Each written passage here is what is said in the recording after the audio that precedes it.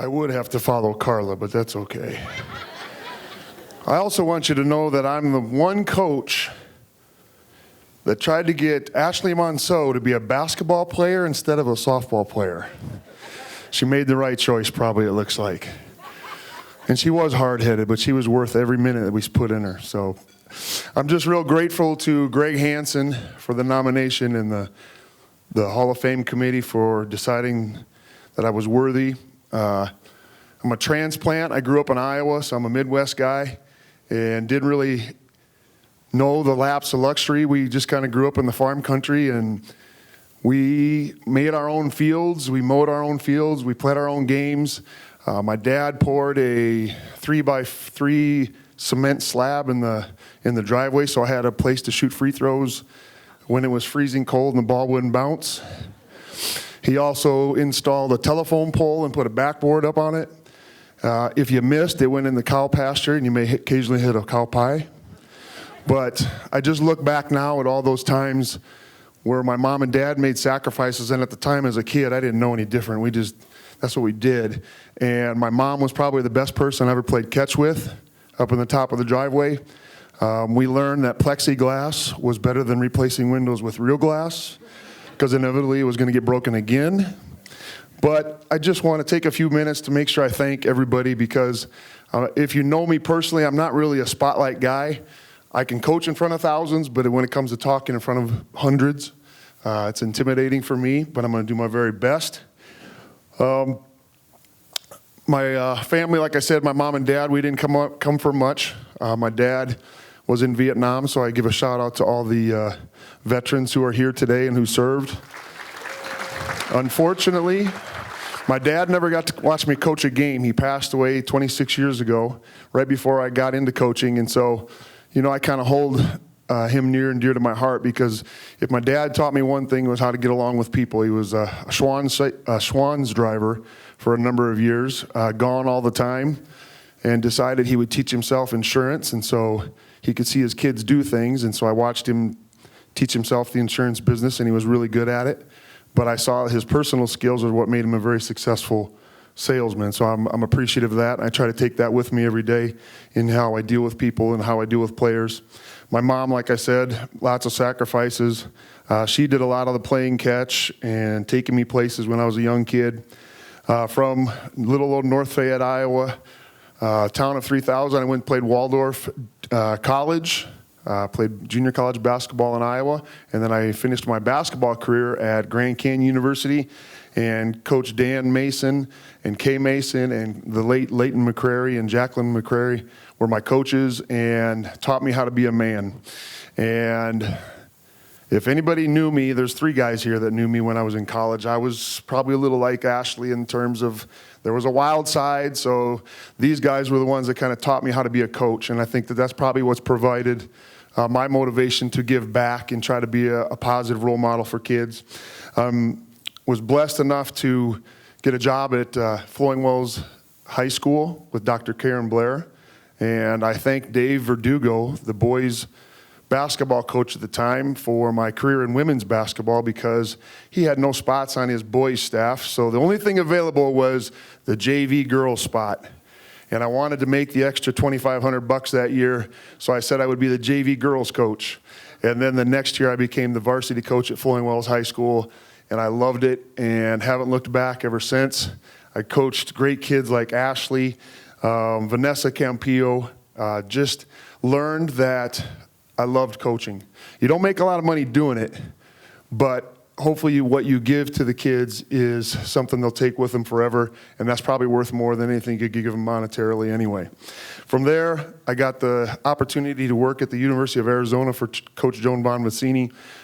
So grateful. I had no idea what I was doing. I was going from high school to Division I, Pac-12 basketball, and was just blessed. I just didn't realize how lucky a guy I was. Learned a lot while I was there a couple years, and then the Pima Community College job came open, and I remember sitting in Joan's office and looking at her in the eyes and say, "Joan, I think I'm going to take the Pima job." And she kind of looked at me like, "You're kidding, aren't you?" I said, "No." She goes, "Todd, how much do they pay?" Well, I said, "Well, at the time, it was $16,000. And at the time I was making $65,000 at the U of A. And so she looked at me like, are you serious? I said, yeah, I think so, because at the time we had 3 little kids, and if you're a Division I coach, you're gone all the time.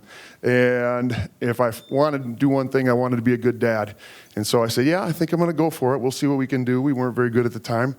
And here we are 17 years later, and unbelievable what we've accomplished in terms of just winning. And it's not because of me. It's because I was blessed with great assistant coaches. I want to make sure I acknowledge Bruce Fleck, who was a mentor for me at Flowing Wells, who passed away, unfortunately, 2 weeks after we played the national championship game in April of 2011. And so Bruce was a great mentor to me.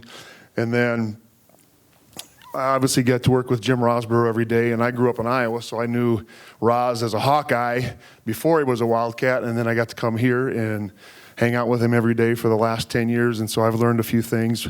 He's probably forgotten more than I'll ever know, but being blessed to work with Roz, and Pete Fajardo is a great friend of mine.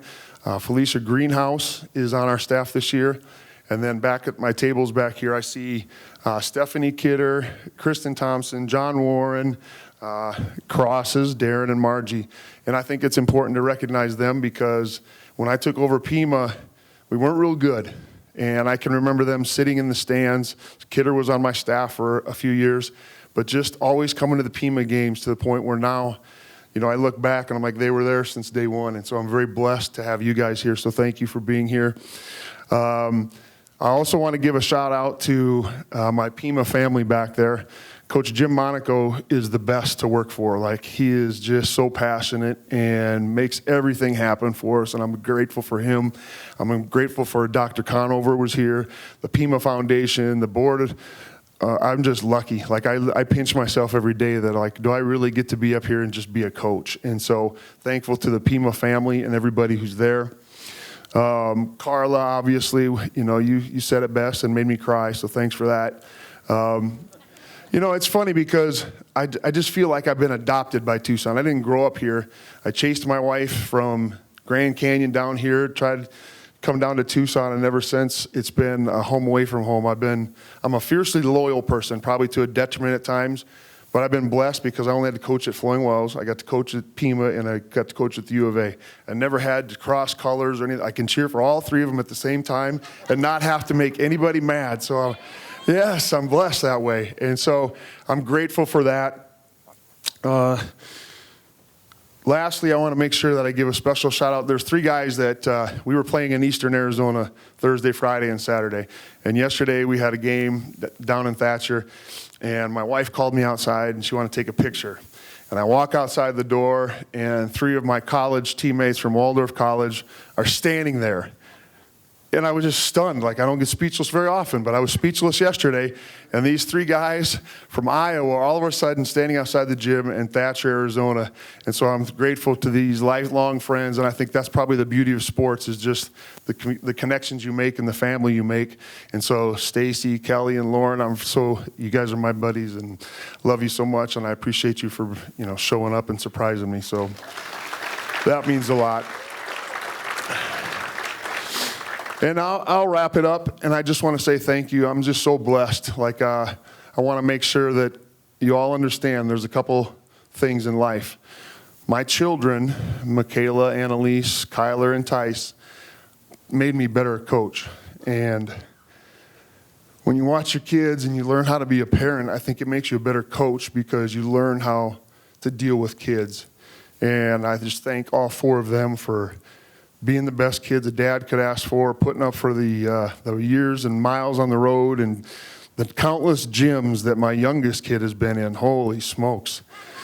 But I will say this, he has the best jump shot, because he takes his ball with him and he shoots at halftime and all the timeouts. He runs out there, gets his shots up. So I'm looking forward to the next few years with him. But thank you for making me a better coach. And my best coach, my best teammate has probably been the lady that's been by my side for 25 years.